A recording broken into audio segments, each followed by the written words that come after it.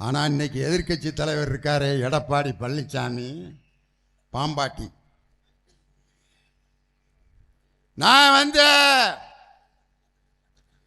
4.5 வருஷம் அம்மா mini clinic நடத்தினா அதை திமுக நிப்பாட்டிட்டாங்க. அந்த அம்மா மினி கிளினிக்ங்கிறது மத்திய அரசினுடைய திட்டம். மத்திய அரசு கொண்டு வந்து ஒவ்வொரு ஊருக்கும் ஒரு டாக்டர் ஒரு உதவியாளர் சின்ன கிளினிக் வச்சு நடத்தணும்னு அதை இவர் 2000 கிளினிக் ஆரம்பிச்சாங்க. 6 மாசத்துல ஊத்தி மூடியாச்சு. அந்த கிளினிக் எப்படி நடந்துச்சுன்னு இதுவரைக்கும் அவருக்கும் சொல்ல தெரியாது. இன்னொன்னு இப்ப சொல்றாரியா, உலக புருடா அண்ட புழுகு ஆகாச புழுகு யாரு? எடப்பாடி பழனிசாமி. என் மீது சுமத்தப்பட்ட ஊழல் குற்றச்சாட்டில் இருந்து நான் நிரபராதி என்று விடுதலை ஆகிவிட்டேன். அட பாவி, அண்ட புழுகு ஆகாச புழுகுன்னு கேள்வி. ஏன் அதுக்கு அப்படி பேர் வச்சாங்க தெரியுமா? அண்ட புழுகு ஆகாச புழுகுன்னு.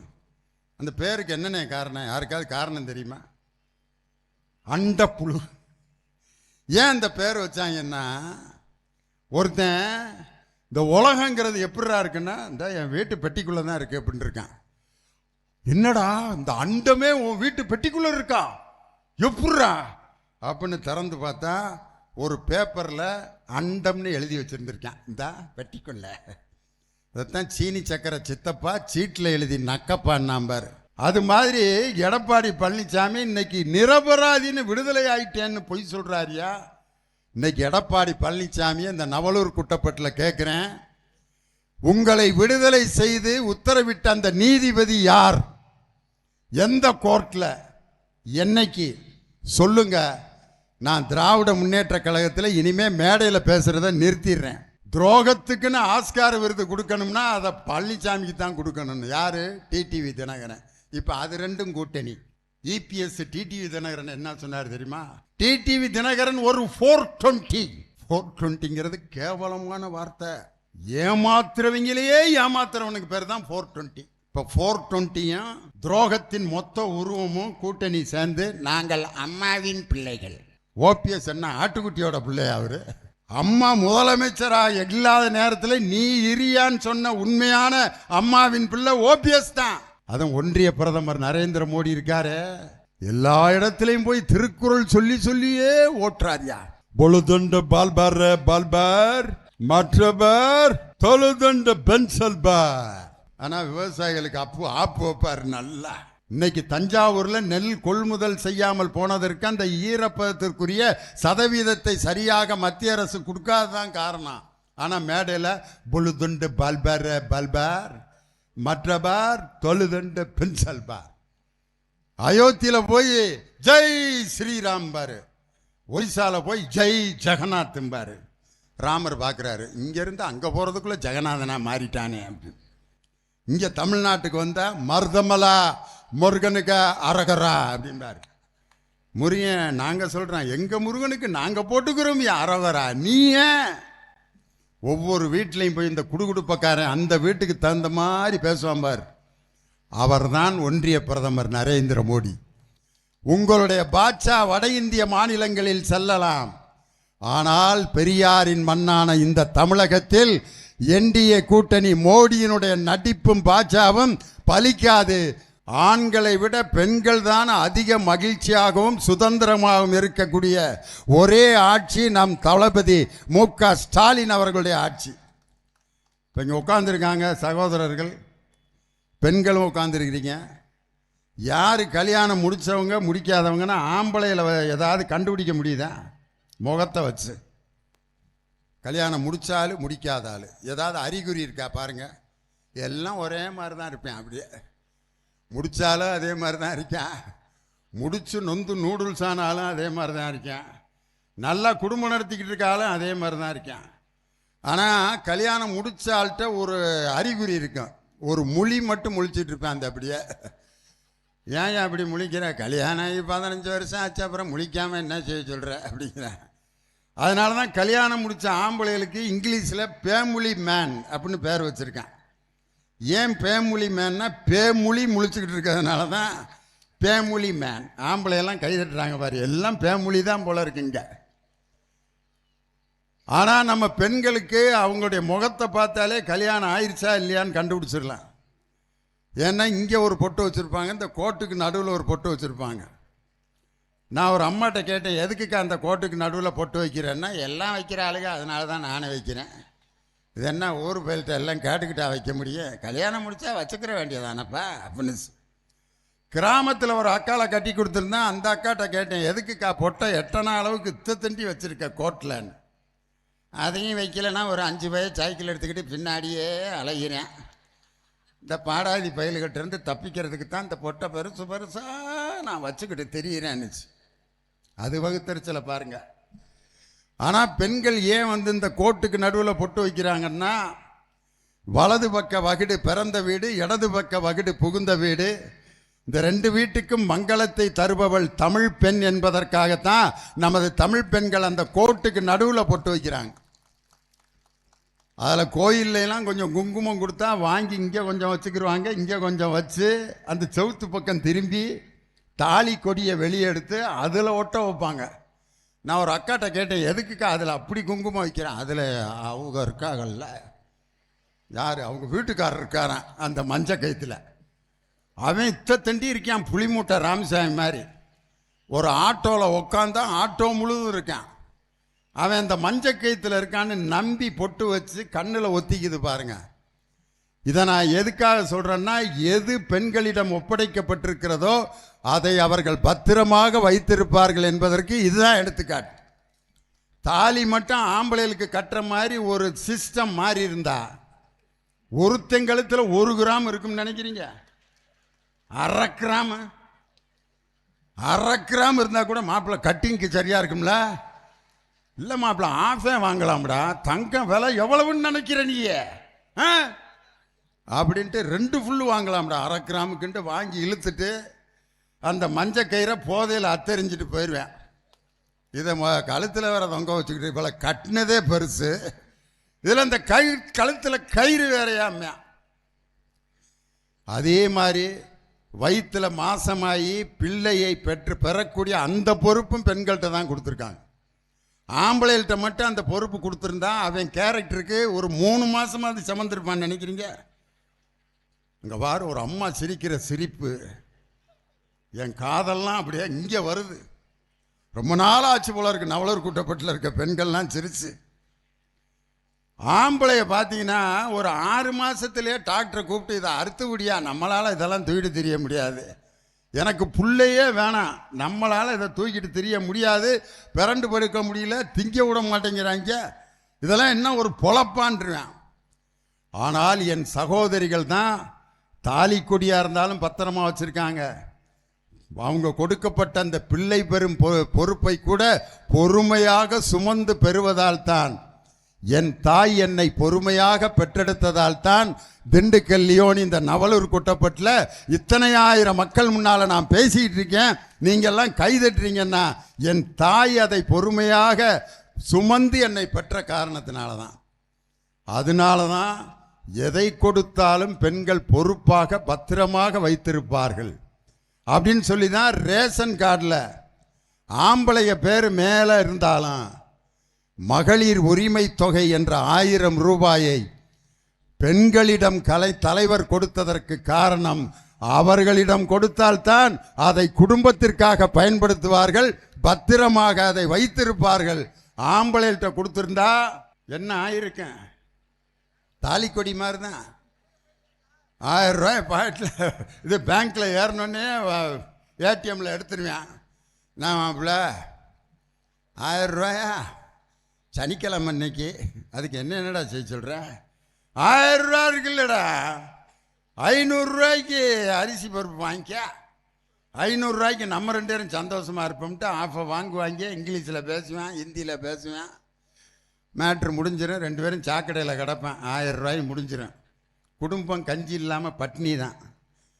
அதனால தான் மருதகாசிங்கிற கவிஞர் ஒரு பாட்டில் எழுதினார், மணப்பாற மாடு கட்டி மாயவர ஏறு பூட்டி வயக்காட்ட உழுது போடு செல்ல கண்ணு, பசும் தலைய போட்டு பாடுபடு சின்ன கண்ணு, பொதியை ஏத்தி வண்டியிலே பொள்ளாச்சி சந்தையிலே விருதுநகர் வியாபாரிக்கு செல்ல கண்ணு, நீயும் வித்து போட்டு பணத்தை என்ன செல்லக்கண்ணு சேர்த்த பணத்தை சிக்கனமா செலவு பண்ண பக்குவமா அம்மா கையில கொடுத்து போடு செல்லக்கண்ணு உங்க அம்மா கையில கொடுத்து போடு செல்லக்கண்ணு அவங்க 600 ஆக்குவாங்க செல்லக்கண்ணு அம்மா கையில் ஏன் கொடுத்தா அது 600 ஆகும் ஐயா கையில் கொடுத்தா 6 ஆஃப் ஆகும் ஆஃப் குவார்டர் ஆகும் குவார்டர் கட்டிங் ஆகும் எல்லாம் சேர்ந்து சாக்கடை பெண்களின் மீது நம்பிக்கை வைத்த ஒரே தலைவர் நம் தமிழகத்தினுடைய முதலமைச்சர் முத்துவேல் கருணாநிதி ஸ்டாலின் என்ற முதலமைச்சர் ஒரு காலத்தில் தான் பிள்ளைங்க நிறைய இருக்கும் வீட்டில் 10 பிள்ளைங்க எங்கள் தாத்தாவுக்கெல்லாம் 16 பிள்ளைங்க எப்படித்தான் மனுஷன் எங்கள் தாத்தாட்ட கேட்டேன் எப்படி தாத்தா எல்லாம் கடவுள் கொடுத்தது தான் நான் நினச்சேன் ஒவ்வொரு வருஷத்துக்கு ஒரு பிள்ளை சர்ச்சில் போய் வாங்கிட்டு வந்திருக்காரு போல இருக்கு அப்படின்னு நினச்சேன் பெரியவனான பிறகு யோசிக்கிறேன் இந்த கிழமை விசக்கிழவனாக இருந்திருக்காரு இந்த பாட்டியை ஒரு நிமிஷம் நிம்மதியாக இருக்க விடல ஏன் இதுக்கெல்லாம் இப்படி சிரிக்கிறீங்க அன்னைக்கு அப்படி வாழ்ந்திருக்காங்க நம்ம மக்கள்லாம் காரணம் என்னென்னா அன்னைக்கு வேற வேலை இல்லை என்டர்டெயின்மெண்ட் இல்லை லியோனி பட்டிமன்றம் கிடையாது மொபைல் ஃபோன் கிடையாது டிவி சீரியல் கிடையாது சினிமா கிடையாது கல்யாணம் முடித்தா அந்த கிழவியை எவ்வளோ நேரம் தான் சும்மா உட்கார வச்சுக்கிட்டு இருப்பார் சாப்பிட்டியா அப்படின்னு கேட்டார் எங்கள் பெரியப்பா பிறந்துட்டார் இங்கே தான் உட்காந்துருக்கியான்னு கேட்டார் எங்கள் அத்தை பிறந்துச்சு கரண்ட்டு கட்டாச்சு எங்கள் அப்பா பிறந்தார் எல்லார் வீட்லையும் அப்படித்தான் நடந்திருக்கும் போல இருக்கு 16 பிள்ளைய எங்கள் பாட்டியை கேட்டேன் எப்படி இது பாட்டின்னு கேட்டேன் எல்லாம் நான் பெற்றதுரா அது என்ன கடையிலே வாங்க முடிய இதே ஒருத்தன் ஏன் பாட்டி 16ஓட நிப்பாட்டிட்டேன்னா அதுக்கப்புறம் உங்கள் தாத்தா பரமாக்கு போயிட்டாரு அப்புறம் நானாக இருந்து என்ன பண்ணுறதுன்னு கிழமை பரமாக்கு போகலன்னா 22 23ன்னு போயிருப்பாங்க ஆனால் இன்னைக்கு ஒரு வீட்டில் ஒரு பிள்ளை ஒரு பையன் அல்லது ஒரு பொண்ணு ஒரு பையன் ஒரே பொம்பளை பிள்ளை எத்தனை வீட்டில் இருக்குது தெரியுமா அந்த ஒரு பிள்ளைய பொம்பளை பிள்ளைய பெற்ற அப்பன் அந்த பிள்ளைய கட்டி கொடுத்து ஒரு இடத்துல அந்த பிள்ளை வாழ்ந்துக்கிட்டு இருக்கு திடீர்னு அந்த பிள்ளைக்கு ஒரு செய்தி வருது அப்பாவுக்கு சுகம்ல அப்பா உயிருக்கு போராடிட்டு இருக்காரு அப்போ வீட்டுக்கார்ட்ட வந்து கேட்குது ஏங்க எங்கள் அப்பா ஆஸ்பத்திரியில் இருக்காராங்க ஒரு எட்டு போய் பார்த்துட்டு போடு கொப்பை என்ன பெரிய லாடு லபக்குதாசா போனோன்னா போய் பார்க்கணுமாக்க போகக்கூடாது எங்கள் அப்பா நான் ஒரே பிள்ளையா ஆம்பளை பிள்ளை இல்லை எங்கள் அப்பாவுக்கு என்ன செய்வார் போகக்கூடாதுன்னா போகக்கூடாது போடு இது எப்போ 4 வருஷத்துக்கு முன்னாடி இப்போ அதே ஒரே பொம்பளை பிள்ளை வீட்டுக்கார்ட்ட என்ன வந்து சொல்லி தெரியுமா மாமா எங்கள் அப்பாவுக்கு சவிக்கம் இல்லையா நான் போய் பார்த்துட்டு வரேன் சோறாக்கி பிள்ளைய வந்தோடனே ரசம் ஊற்றி சாப்பாடு ஊட்டி விடு ஏய் என்னாடி என்ன நொன்னாடி கொப்பா வீட்டுக்கு எப்படி போவ எங்கள் அண்ணன் ஸ்டாலின் விடியல் பயணம் பஸ் விட்டுருக்காரு அதில் போய்க்கிறேன் கொப்பாக்கு ஹார்லிக்ஸ் பாட்டில் சாத்துக்குடி இதெல்லாம் வாங்கணும்ல மாதம் 1000 ரூபா உரிமை தொகை கொடுத்துருக்காரு எங்கள் அப்பாவுக்கு நான் அதை வாங்கி கொடுத்துக்கிறேன் ஓ வேலையே பாரியா ஒரு பெண்ணுக்கு பொருளாதார சுதந்திரத்தை கொடுத்து கம்பீரமாக நிப்பாட்டிய தலைவர் நம் தளபதி மு.க. ஸ்டாலின் இன்னைக்கு அந்த விடியல் பயணத்தில் பெண்கள் போகிறப்ப என்ன ஜாலியாக போகிறாங்கன்றீங்க புருஷன் முண்டாட்டி 2 பேரும் கல்யாணத்துக்கு போகிறாங்க வீட்டுக்கார்ட்ட டிக்கெட் வாங்கிட்டு காசு கேட்டார் கண்டக்டரு அந்த அம்மாட்ட டிக்கெட் கொடுத்துட்டு அப்படிங்கிறாரு உடனே அந்த அம்மா வீட்டுக்கார பார்த்தியா காசை குடிய அப்படின்ட்டு அந்த காசை கொடுத்துட்டு ஏண்டி ஏற்கனவே என்னை மதிக்க மாட்டாங்கிறா இதில் பஸ்ஸில் வேற ஃப்ரீயா ஆம்பளை எல்லாம் பஸ்ஸில் கொஞ்சம் அநியாயமாக பண்ணுறாங்க 2 பேர் தண்ணியை போட்டு அந்த கண்டக்டரை பைத்தியம் பிடிக்க வச்சுட்டேன் கண்டக்டரை கூப்பிட்றேன் கண்டக்டரு அண்ணே எங்கண்ணே போனேன் கண்டுபிடி பார்ப்பேன் நான் எங்கே போகணும்னு அப்படிங்கிறான் டேய் நீ எங்கே போகணும்னு நான் எப்படா கண்டுபிடியா சம்பளம் வாங்குறா அப்படிங்க டேய் கவர்மெண்ட்டில் சம்பளம் நீ எங்கே போகிறன்னு கண்டுபிடிக்கிறதுக்காக கொடுக்குறேன் கண்டுபிடியா சொல்லியா நான் ஆலாம்டி புதூர் போனேன் அப்படியா டிக்கெட்டா ஃபுல் போதையில் இருக்கேன் டிக்கெட்டு பின்னாடி கண்ணாடி போட்டு எங்கள் மாமியை உட்காந்துருக்காரு, அவர் எடுப்பாருங்கிறான். இவங்க மாமியை இதை விட ராஜபோதையில் இருக்கான். கண்டக்டரு, ஐயா உங்கள் மச்சானுக்கு டிக்கெட் எடுக்கிறது. மச்சான் என்ன சொன்னார்? பின்னாடி கண்ணாடி போட்டிருக்கவனை தானே கேட்க சொன்னார். நான் முன்னாடியிலடா கண்ணாடி போட்டிருக்கேன். என்ன கண்டக்டரு, நான் இந்த வேலையை விட்டு வாழைப்பழம் விற்று பொழைச்சிக்கிறேன்டா, எங்கிருந்துடா எனக்குன்னே வந்து சேர்றீங்கன்னு. இந்த மாதிரி ஆம்பளைய பஸ்ஸில் ரவுடித்தனம் பண்ணுவாங்க. ஆனால் இன்னைக்கு ஒரு பெண் அந்த பஸ்ஸில் பயணம் பண்ணுறதெல்லாம் எதுக்காகன்ட்டு ஒரு அம்மா எங்கள் தலைவர்கிட்ட சொல்லுது, ஐயா நான் டவுனில் போய் பொருளெல்லாம் வாங்கி பூ வாங்கி நான் கிராமத்தில் விற்பேயா, பஸ்ஸுக்கே எனக்கு மாதம் 5000 ரூபா செலவாச்சியா. இப்போ நீங்கள் விட்டுருக்க அந்த விடியல் பயணம் பஸ்ஸில் நான் காசு செலவில்லாமல் போயிட்டு அந்த பூவை விற்கிறேன். எனக்கு இதுவரைக்கும் கிடைச்ச லாபத்தை விட 10,000 ரூபா எனக்கு லாபம் கிடைக்குதியா. இந்த விடியல் பயணம் என் வியாபாரத்துக்கு எவ்வளோ உதவி செய்தியான்னுச்சு. இன்னொரம்மா, ஐயா நான் சக்கரை வியாதிக்காரி, எங்கள் கிராமத்தில் ஆஸ்பத்திரி இல்லை, டவுனில் போய் தான் நான் மாத்திரை வாங்கி டாக்டரை பார்க்கணும். ஒவ்வொரு தடவையும் என் மகன்கிட்ட காசுன்னு கெஞ்சி பிச்சைக்காரி மாதிரி பிச்சை எடுத்துக்கிட்டு இருந்த ஐயா. ஆனால் இன்னைக்கு என் மேலே 1000 ரூபா நீங்கள் உரிமை தொகையும் கொடுத்து பஸ்ஸில் இலவச விடியல் பயணத்தையும் கொடுத்ததுனால இன்னைக்கு நான் 10 வருஷம் சுகர் வியாதியோட உயிரோடு இருக்கிறதுக்கு காரணமே எங்கள் ஐயா விடியல் பயணமும் உரிமை தொகையும் கொடுத்ததான்ட்டு ஒரு அம்மா பேட்டி கொடுக்குது. இப்படி விடியல் பயணமும் உரிமை தொகையும் கொடுத்த ஒரு அற்புதமான தலைவர். இன்னொரு அம்மா பஸ்ஸில் 2 பெண்கள் பேசிக்கிறாங்க. அதில் ஒரு அம்மா சொல்லுது, ஏக்கா என் பிள்ளை +2ல் நல்ல மார்க் வாங்கியிருக்குதுக்கா, இன்ஜினியரிங் படிக்கணும்னு சொல்கிறா, அவளை எப்படி படிக்க வைக்கிறேன்னு தெரில, நான் தான் எப்படி படிக்காமல் கூறுகட்ட பொம்பளையாக போயிட்டேன் அப்படின்ட்டு எங்கிட்டோ கடனை வாங்கி 40,000 ரூபா பிரட்டிடுச்சு. இன்னும் 10,000 ரூபா வேணும்.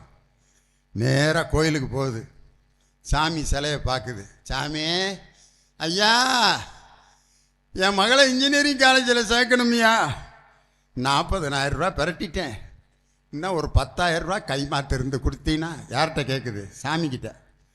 என் பிள்ளைக்கு 50,000 ரூபா கட்டி நான் காலேஜில் சேர்த்துருவேன். சாமி என்னைக்கு வாயை திறந்து பேசிச்சு, அது இந்த இப்படியே நிற்கிது.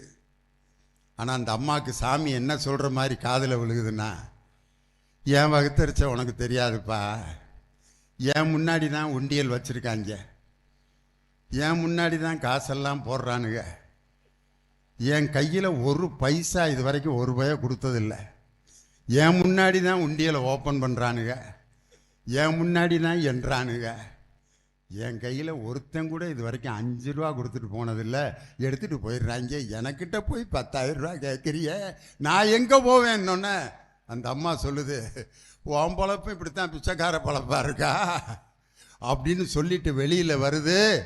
வெளியில் எழுதி போட்டிருக்காங்க, உன் மக அரசு பள்ளியிலையோ தனியார் பள்ளியிலோ படித்து +2ல் பாஸ் ஆனா மாதம் 1000 ரூபாய் புதுமை பெண் என்ற திட்டத்தில் உதவித்தொகை கொடுப்பான், அதனால் நீ வந்து கல்லூரியில் சேரு அப்படின்னு சொன்னோன்ன, சாமி என் ஜாமி செய்யாத உதவிய எங்கள் தலைவர் மு.க. ஸ்டாலின் என் பிள்ளைய படிக்க வச்சாருன்னு சொல்லி அந்த படிக்க வச்ச அம்மா அந்த இன்ஜினியர் படிச்சுட்டு அந்த இன்ஜினியராக வேலைக்கு சேர்ந்து அந்த வாங்கின முதல் சம்பளத்தை நேரு உள் விளையாட்டு அரங்கத்தில் நடந்த நிகழ்ச்சியில் அந்த பொண்ணு பேர் ரம்யா, முதல் மாதம் சம்பளம் வாங்கியிருக்கேன், எங்கள் ஸ்டாலின் ஐயானால் படித்து நான் முதல்வன் திட்டத்தினால் வேலை வாங்கி இந்த சம்பளத்தை எங்கள் அப்பாவை மேடையில் வர சொல்லி அவர் கையில் நான் கொடுக்கணுங்க.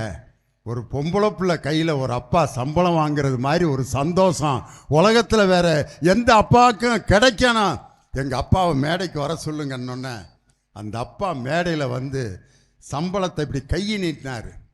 அந்த பொண்ணு இப்படி கொடுக்க மாட்டேன்ருச்சு.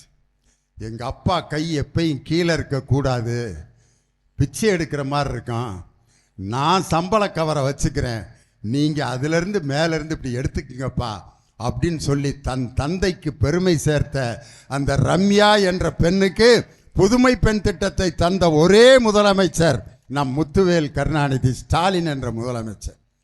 இப்படிப்பட்ட திட்டம் புதுமை பெண் என்ற திட்டம் இன்னைக்கு பார்த்தீங்க அப்படின்னு சொன்னால் நம்ம தமிழ் மொழி எப்படிப்பட்ட சிறப்பான தமிழ் மொழி. இன்னைக்கு காலையில் பாருங்க, எல்லாரும் செய்தியில் பார்த்துருப்பீங்க, கலைவாணர் அரங்கத்துக்கு முன்னாடி என்எஸ் கிருஷ்ணனுடைய சிலையை இன்னைக்கு தலைவர் திறந்து வச்சிருக்கார். என்எஸ் கிருஷ்ணன் எப்படியப்பட்ட ஆளு, அடாடா. ஒரு பாட்டு ஒன்று பாடுவார், மனுஷன் ஏச்சு பொழைச்சது அந்த காலம், அது அந்த காலம், மடமை நீங்கி பொது உடைமை வந்தது இந்த காலம், காசிக்கு போனா கரு உண்டாகும் என்பது அந்த காலம், இப்போ ஊசிய போட்டா உண்டாகும் என்பது இந்த காலம், மனுஷனை மழை பெறும் என்று மந்திரம் ஜபிச்சது அந்த காலம், மழை பொழிய வைக்கவே எந்திரம் வந்தது இந்த காலம். அதில் என்எஸ் கிருஷ்ணன் டிஏ மதுரமா ஒரு கிணத்து மேட்டில் உட்காந்துருப்பாங்க. அப்போ டிஏ மதுரம் கேட்பாங்க, ஏங்க தோஷத்துக்கும் சந்தோஷத்துக்கும் என்னங்க வித்தியாசம்? என்னாடி தோஷத்துக்கும் சந்தோஷத்துக்கும் என்ன வித்தியாசம்? அதுக்கு என்எஸ் கிருஷ்ணன் சொல்லுவார், தோஷத்துக்கும் சந்தோஷத்துக்கும் என்ன வித்தியாசம் தெரியுமா? நான் இந்த கிணறு இருக்குல்ல, அதில் உன்னைய நான் பிடிச்சி தள்ளி விட்டேன்னா அதுக்கு பேர் தோஷம், நீயா விழுந்துட்டீன்னா சந்தோஷம் அப்படின்பாரு. யோ மனுஷன் ஐயா நீ. அப்படி ஒரு வார்த்தையில் சிரிக்க வைத்த அந்த கலைவாணர். அதே மாதிரி கலைவாணர் என்எஸ் கிருஷ்ணன் வீட்டுக்கு ஒரு மாசமாக இருக்கிற அம்மா வருது, ஐயா 9 மாதம் ஐயா, நிற மாச கர்ப்பிணியா, புள்ள பிறக்க போகுதியா, கையில் பிரசவத்துக்கு காசு இல்லை, ஏதாவது உதவி செய்யா அப்படின்னா என்எஸ் கிருஷ்ணன் அப்படியே பார்த்துட்டு, பிரசவமா உள்ளேருந்து ஒரு 100 ரூபாய் எடு. 100 ரூபாய் எதுக்கியா? 15 ரூபா 20 ரூபா கொடுத்தா போதும் அந்த காலத்தில், எடுறே அப்படின்ட்டு டிஏ மதனத்திட்ட சொல்லி 100 ரூபாய் கையில் கொடுக்குறாரு. டிஏ மதன் அதை கொடுத்துட்டு அந்த அம்மா வெளியில் போகுது. பொம்பளை கண்டுபிடிச்சிருச்சு டிஏ மதனா. அந்த அம்மா வகுத்தில் தலானியை கட்டிக்கிட்டு மாசமானது மாதிரி வேஷம் போட்டு காசை ஏமாற்றிட்டு வாங்கிட்டு போகிறான்னு தெரிஞ்சு போச்சு. சொல்லுது, ஏயா ஏமாற்றி வாங்கிட்டு போகிறா, அந்த பொம்பளைக்கு போய் 100 ரூபா கொடுத்துருக்கிய. என்எஸ் கிருஷ்ணன் சொல்லியிருக்காரு, உனக்கு முன்னாடியே எனக்கும் தெரியும் அவள் ஏமாற்றி தான் வாங்கிட்டு போகிறான்னு, அப்புறம் ஏயா கொடுத்த? அவள் எவ்வளோ அருமையாக மாசமான பொம்பளை மாதிரி நடித்தா, மூச்சு வாங்கின மாதிரி, ஐயா அப்பா அப்பா. நம்ம சினிமாவில் நடிக்கிறேன்டி, நமக்கு காசு கொடுக்குறாங்க, நம்மளும் நடிச்சு தானடி காசு வாங்குறோம், அவளும் நல்லா நடிச்சா அதாண்டி காசு கொடுத்தேன்னு சொன்னாரியா கலைவாணர் என்எஸ் கிருஷ்ணன். இதை யார்கிட்ட இருந்து படித்தார் தெரியுமா? கலைஞரும் அண்ணாவும் ஒரு ட்ரெயினில் வந்துக்கிட்டு இருக்காங்க. அப்போ ஒருத்தன் பிச்சை எடுத்துகிட்டு வர்றாரு, ஒருத்தர் கண்ணு தெரியாதவர். வயிறு வாடுதம்மா பசியால் உயிர் போகுதம்மா, ஐயா கண்ணு தெரியாதவையா, ஐயா கண்ணு தெரியாதவையா அப்படின்னு பிச்சை எடுத்துகிட்டு வர்றாரு. உடனே கலைஞரும் அண்ணா உட்காந்துருக்க இடத்துல பக்கத்தில் ஐயா கருப்பு துண்டு போட்டவர், கண்ணு தெரியாதவையா, ஏதாவது காசு கொடுங்க ஐயா. ஐயா கூலிங் கிளாஸ் போட்டவர், கண்ணு தெரியாதவையா, ஏதாவது காசு கொடுங்க ஐயா. அண்ணா 2 ரூபா எடுத்து கொடுத்துருக்காரு. கலைஞர், அண்ணா அவன் ஏமாத்தினான், அவனுக்கு போய் 2 ரூபா கொடுத்துருக்கீங்க. கலைஞர் சொல்கிறாரு, நான் உனக்கு அண்ணன், அவன் பக்கத்து கம்பார்ட்மெண்ட்லேருந்து ஜம்ப் பண்ணி வர்றப்பே கண்டுபிடிச்சிட்டேன் அவனுக்கு நல்லா கண்ணு தெரியும்னு, அப்புறம் ஏன் நான் 2 ரூபா கொடுத்தீங்கன்னு. அவனுடைய பாட்டு நடிப்பும் அழகாக இருந்துச்சுரா, அந்த கலையை பாராட்டி அண்ணாதுரை என்ற இந்த அண்ணா அவனுக்கு 2 ரூபா கொடுத்தன்றான்னு சொல்லி, அப்படிப்பட்ட அண்ணாவால் உருவாக்கப்பட்ட இயக்கம் இந்த திராவிட முன்னேற்ற கழகம். இன்னைக்கு பார்த்தீங்கன்னா தமிழ் மொழி எப்படிப்பட்ட மொழி, நம்ம என்னமோ அந்த மொழிக்கு இன்னைக்கு வந்திருக்கக்கூடிய ஆபத்தை நம்ம உணரல. தமிழ் மொழியினுடைய சிறப்பு நம்ம தாய்மார்களுக்கு தெரியாத விஷயம் இல்லை. அம்மாங்கிற சொல்ல எடுத்துக்கிறங்க, ஆங்கிறது உயிரெழுத்து, இம்ங்கிறது மெய்யெழுத்து, மாங்கிறது உயிர்மெய் எழுத்து. ஆ என்ற உயிரை மெய்யோடு கலந்து உயிர்மெய்யோடு இந்த உலகத்திற்கு என்னை அனுப்பியவள் அம்மா அப்படின்னு அந்த அம்மாங்கிற சொல்லுல கூட எவ்வளவு அழகான வார்த்தை இது எழுத்துக்களை போட்டு தமிழ் மொழி. அப்பாங்கிற எழுத்து பாருங்க, ஆ இப்பா. ஆங்கிறது உயிரெழுத்து, இப்பு மெய்யெழுத்து, பாங்கிறது உயிர் மெய்யெழுத்து. என்னை உயிரோடு மெய்யோடு கலந்து உயிர் மெய்யோடு இந்த உலகத்திற்கு தந்தவர் அப்பா. நம்ம அம்மா அப்பாங்கிற வார்த்தையை எப்போ உச்சரிப்பான்? வாழ்க்கையில் வேதனை வரும்போது அம்மாம்பான். ஆஸ்பத்திரியில் ஒருத்தன் ஆபரேஷன் பண்ணி படுத்திருந்தான்னா அம்மா அம்மா அம்மா அப்படிமா. எவனாவது அவன் பொண்டாட்டி பேரை சொல்லி இது வரைக்கும் கூப்பிட்டுருக்கானா? அம்மான்னு தான் எவனாவது அழுவேன். ஆரோக்கியமாரியே ஆரோக்கியமாரியே அப்படின்னு அழுதுருக்கானா? யாராவது லட்சுமி லட்சுமி அப்படின்னு அழுதுருக்கானா? லட்சுமின்னு அழுதானா அந்த நரசம்மா வந்து ஏண்டா தும்முறா அறுத்து போட்டு கிடந்தாலும் என்ன லட்சுமி? அந்த அம்மா பேர் லட்சுமி. என்னைய ஏண்டா கூப்பிட்டேன்னு சண்டைக்கு வருது. ஆனால் அம்மான்னு கூப்பிட்டா அது பொதுவான வார்த்தை. அப்பாங்கிற வார்த்தையை எப்போ பயன்படுத்துவான்? வேதனையெல்லாம் தீர்ந்த பிறகுதான். வலி குறைஞ்சிருக்கும் போது அப்பா அப்படிமா. வேதனை வரும்போது உச்சரிக்கும் வார்த்தை அம்மா, வேதனை தீரும்போது உச்சரிக்கும் வார்த்தை அப்பா. இந்த தமிழக மக்களின் வேதனையை தீர்த்த ஒரு முதலமைச்சர் என்பதால் தான் முதல்வரை இன்று நமது குடும்பத்தினர் அனைவரும் அப்பா அப்பா என்று அழைப்பதற்கு காரணம் ஒவ்வொருவருடைய கோரிக்கையும் எதிர்பார்ப்பையும் தேடி தேடி அவர் வந்து நமக்கு செய்து கொடுத்து கொண்டிருப்பதால் தான். அன்பு சோலைன்னு ஒரு திட்டம், வயசான முதியவர்களுக்கு முதியோர் இல்லம் அப்படின்னு நிறைய பேர் நடத்துவாங்க. ஆனால் அரசு சார்பாகவே அன்பு சோலைன்னு ஒரு திட்டத்தை நம்ம தலைவர் தொடங்கியிருக்கார். இன்னைக்கெல்லாம் வீட்டில் 2 ஆம்பளை பிள்ளை பெத்தா அவர் என்னவோ பெரிய சந்தோஷம். ஆம்பளை பிள்ளை பெத்தாலே அவ்வளோ சந்தோஷப்படுவாங்க. என்ன பிள்ளை? பையன் பையன் பையனை பெற்றிருக்கண்டா அப்படின்னு நெஞ்ச நிமித்திக்கிட்டு எல்லாத்துக்கும் லட்டு வாங்கி கொடுப்பான், பிரியாணி வாங்கி கொடுப்பேன். பொம்பளை பிள்ளைன்னா பொம்பளை பிள்ளை, ஏன் பொம்பளை பிள்ளை? டாக்டரை போய் திட்டுறான். ஓ ஏன் பொம்பளை பிள்ளை பிறந்துச்சு? ஒன்னையால தான் எனக்கு பொம்பளை பிள்ளை பிறந்துச்சுங்கிறான் டாக்டரை. டாக்டர் ஏன்டா நீ பெற்று புட்டி என்னையால தான் பிறந்துச்சு, உன் குடும்பத்தை சந்தேகப்படுவாங்கடா, வெளியே போய் சொல்லாதரான். அப்பையும் சொல்கிறேன், இந்த ஆஸ்பத்திரியில் சேர்த்தாலே பொம்பளை பிள்ளை தான் பிறக்கும்னு சொன்னாங்க, தெரியாமல் கொண்டு வந்து சேர்த்துட்டேங்கிறேன். பொம்பளை பிள்ளை பிறந்ததுக்கு ஆஸ்பத்திரியாயா காரணம்? உன் உடம்புல இருக்க சயின்ஸரா கிறுக்கா? ஆனால் ஒரு காலத்தில் ஆம்பளை பிள்ளை பிறந்தா சந்தோஷப்பட்டான், பொம்பளை பிள்ளை பிறந்தா வேதனைப்பட்டான். இன்று பெண் குழந்தை பிறந்தால் என் வீட்டுக்கு மகாலட்சுமி பிறந்திருக்குன்னு சொல்றான்னா அதற்கு காரணம் பெண்களுக்கு சொத்துரிமையை சட்டமாக்கிய ஆட்சி நம் திராவிட மாடல் ஆட்சி.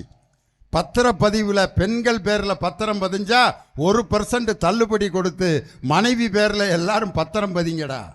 அரசாங்கத்தின் மூலம் கொடுக்கப்படும் வீடுகள் ஆண்களின் பெயரால் பதியப்படாது, அது பெண்களின் பெயரால் தான் பதியப்படும் என்று அரசாணை பிறப்பித்து பொருளாதார சுதந்திரத்தை பெண்களுக்கு வழங்கிய தலைவர் நம் திராவிட மாடல் முதல்வர் முத்துவேல் கருணாநிதி ஸ்டாலின். ஆனால் இன்னைக்கு எதிர்க்கட்சி தலைவர் இருக்காரே எடப்பாடி பழனிசாமி பாம்பாட்டி. நான் வந்து 4 வருஷம் அம்மா மினி கிளினிக் நடத்தினா, அதை திமுகவில் நிப்பாட்டிட்டாங்க. அந்த அம்மா மினி கிளினிக்ங்கிறது மத்திய அரசினுடைய திட்டம்.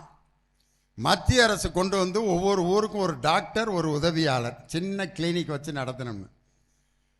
அதை வந்து ஒரு 2000 கிளினிக் ஆரம்பித்தாங்க. 6 மாதத்தில் ஊற்றி மூடியாச்சு. அந்த கிளினிக் எப்படி நடந்துச்சுன்னு இது வரைக்கும் அவருக்கும் சொல்ல தெரியாது. இன்னொன்று இப்போ சொல்கிறாரியா, உலக புருடா அண்ட புழுகு ஆகாச புழுகு யார்? எடப்பாடி பழனிசாமி.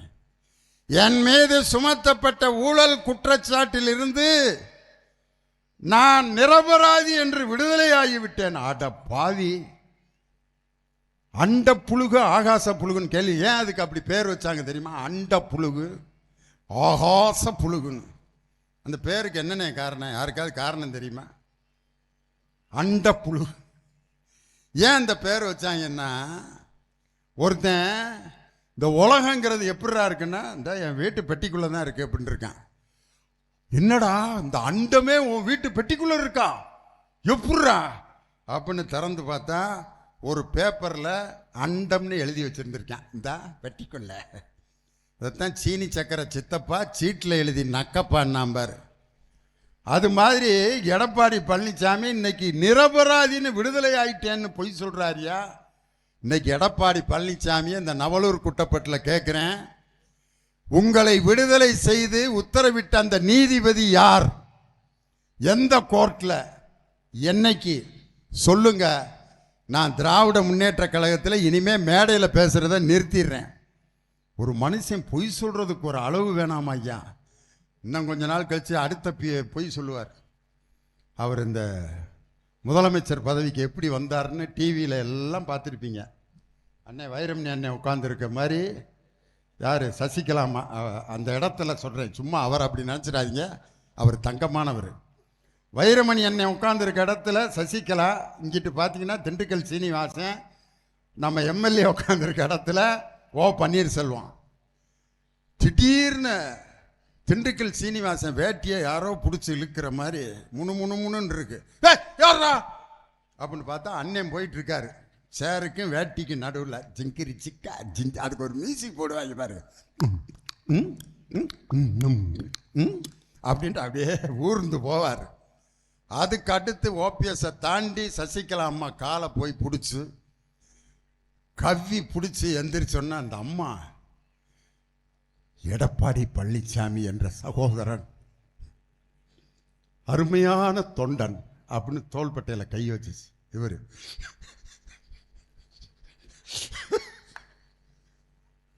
இதுக்கு என்ன அர்த்தம் தெரியுமா? உனக்கு 1 கிலோ அல்வா கிண்டி 1/2 மணி நேரத்தில் நான் கொடுக்க போகிறேன், உன்னைய நான் காலம் முழுதும் கண்ணீரோட வைக்க போறேன்ட்டு துரோகத்தினுடைய உச்சகட்டம் யார் என்றால் எடப்பாடி பழனிசாமி. இதை நான் சொல்ல, டிடிவி தினகரன் சொன்னார். துரோகத்துக்குன்னு ஆஸ்கார் விருது கொடுக்கணும்னா அதை பழனிசாமிக்கு தான் கொடுக்கணும்னு. யாரு? டிடிவி தினகரன். இப்போ அது ரெண்டும் கூட்டணி. இபிஎஸ் டிடிவி தினகரன் என்ன சொன்னார் தெரியுமா? டிடிவி தினகரன் ஒரு 420 கேவலமான வார்த்தை. ஏமாத்துறவங்களையே ஏமாத்துறவனுக்கு பேர் தான் 420. இப்போ 420யும் துரோகத்தின் மொத்த உருவமும் கூட்டணி சேர்ந்து நாங்கள் அம்மாவின் பிள்ளைகள். ஓபிஎஸ் என்ன ஆட்டுக்குட்டியோட பிள்ளையா? அவரு அம்மா முதலமைச்சராக இல்லாத நேரத்தில் நீ இரியான்னு சொன்ன உண்மையான அம்மாவின் பிள்ளை ஓபிஎஸ் தான். இவருக்கு 2 பேரும் அம்மாவின் பிள்ளைகள். அதைத்தான் நான் சொன்னேன், தண்ணீரும் மண்ணெண்ணையும் கூட்டணி சேர்ந்தா தண்ணிக்கும் பயன்படாது, மண்ணெண்ணைக்கும் பயன்படாது. நான் கொஞ்ச நாள் கழிச்சு எடப்பாடி பழனிசாமி என்ன சொல்லுவார்னா, நான் காலில் விழுகிறதுக்காக கீழே போகல, அம்மா கையிலேருந்து ஒரு பேப்பர் கீழே விழுந்துச்சு, அதை எடுத்து கொடுக்கறதுக்காகத்தான் நான் போனேன்ட்டு அடுத்து பீல் அவுட்டாலும் விடுவார். இந்த பொய் சொன்னவர் அடுத்த பொய் சொல்லாமலா இருப்பார்? துரோகத்தினுடைய மொத்த உருவங்கள் எல்லாம் சேர்ந்து என்டிஏ கூட்டணின்னு ஒரு கூட்டணி வச்சிருக்காங்க. அது தேசிய ஜனநாயக கூட்டணி, என்டிஏ கூட்டணி அல்ல, நேஷனல் டிசாஸ்டர் அலையன்ஸ், தேசத்தை அழிக்க வந்த கூட்டணி. அதனால தான் அதுக்கு பேர் என்டிஏ, நேஷனல் டிசாஸ்டர் அலையன்ஸ். அதுவும் ஒன்றிய பிரதமர் நரேந்திர மோடி இருக்காரு, எல்லா இடத்துலையும் போய் திருக்குறள் சொல்லி சொல்லியே ஓட்டுறாரியா. பொழுதுண்டு பால்பார் பால்பார் மற்றவர் தொழுதுண்டு பென்சல் பார். ஆனால் விவசாயிகளுக்கு ஆப்பு வைப்பார் நல்லா. இன்னைக்கு தஞ்சாவூரில் நெல் கொள்முதல் செய்யாமல் போனதற்கு அந்த ஈரப்பதத்திற்குரிய சதவீதத்தை சரியாக மத்திய அரசு கொடுக்காததான் காரணம். ஆனால் மேடையில் பொழுதுண்டு பால்பார் பால்பார் மற்றபார் தொழுதுண்டு பென்சல் பார். அயோத்தியில் போய் ஜெய் ஸ்ரீராம் பாரு, ஒரிசால போய் ஜெய் ஜெகநாத் பாரு. ராமர் பார்க்குறாரு, இங்கேருந்து அங்கே போகிறதுக்குள்ளே ஜெகநாதனா மாறிட்டானே அப்படின்னு. இங்கே தமிழ்நாட்டுக்கு வந்தால் மருதமலா முருகனுக்கு அரகரா அப்படின்பாரு. முருகன் நாங்கள் சொல்கிறோம், எங்கள் முருகனுக்கு நாங்கள் போட்டுக்கிறோம் அரகரா. நீ ஏன்? ஒவ்வொரு வீட்லையும் போய் இந்த குடுகுடுப்பக்காரன் அந்த வீட்டுக்கு தகுந்த மாதிரி பேசுவான் பார். அவர்தான் ஒன்றிய பிரதமர் நரேந்திர மோடி. உங்களுடைய பாட்சா வட இந்திய மாநிலங்களில் செல்லலாம், ஆனால் பெரியாரின் மண்ணான இந்த தமிழகத்தில் என்டிஏ கூட்டணி மோடியினுடைய நடிப்பும் பாட்சாவும் பலிக்காது. 2026 முத்துவேல் கருணாநிதி ஸ்டாலின் தான் மீண்டும் தமிழகத்தின் முதலமைச்சராக பொறுப்பேற்பார். அதற்காக நாம் அனைவரும் உழைப்போம். அதற்கு கட்டியம் கூறும் கூட்டம்தான் இந்த அருமையான மத்திய மாவட்டத்தில் நவலூர் குட்டப்பட்டில் தொடங்கி இருக்கிறது நமது பிரச்சார பயணம் என்று சொல்லி உங்களிடமிருந்து விடைபெறுகிறேன். நன்றி, வணக்கம். டாக்டர் கலைஞர், திராவிட முன்னேற்ற கழகம், தமிழக முதல்வர் தளபதி ஸ்டாலின், நிரந்தர முதல்வர் தளபதி ஸ்டாலின், இளைய தலைவர் உதயநிதி ஸ்டாலின்,